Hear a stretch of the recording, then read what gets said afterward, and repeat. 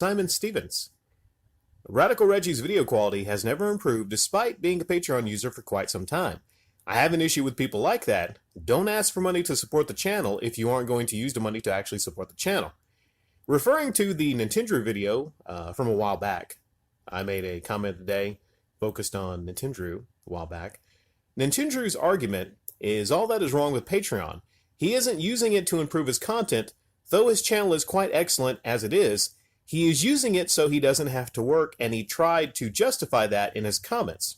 I think this culture is disgusting, and it needs to go away. Looking at his fan base, most seem to be young teenagers at that impressionable age. He is taking advantage of them. There is no other way to put it. Well, if a lot of you have been here for a little while, I did a video a couple months back. Might have been January, I'm not sure. And I was speaking on a video I did last year called Patreon the Great Lie. Now, I used Nintendo as an example.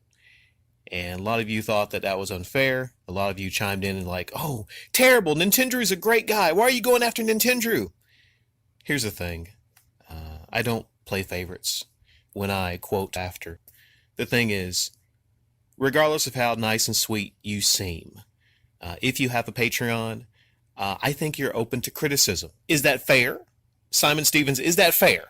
If someone has a Patreon, regardless of who they are, whether they're really sweet and seem nice and seem innocent, or if they just seem like a piece of crap, okay? Is it fair to say, I on this platform, as a YouTube creator without a Patreon, who uploads videos daily, am I in a position, like many of you, to criticize someone that has a Patreon? To Nintendo's credit, he came to that video and we had a long civil conversation in the comment section. That is ideal. That is ideal. You know, because, you know, he's a person that wanted to come by and see what it was about.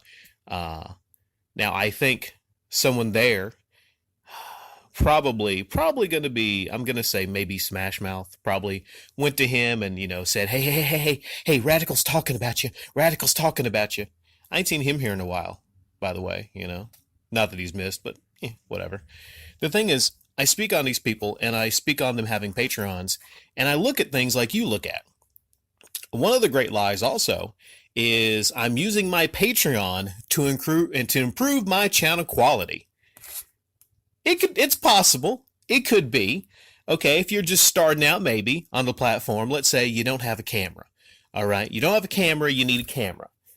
You make a Patreon, you do a GoFundMe to get you a camera so you can film yourself in front of those video games and talk about video games, and you know how it goes. Well, shouldn't you hypothetically, when you get to a certain point, Simon, close down that Patreon? Wouldn't you?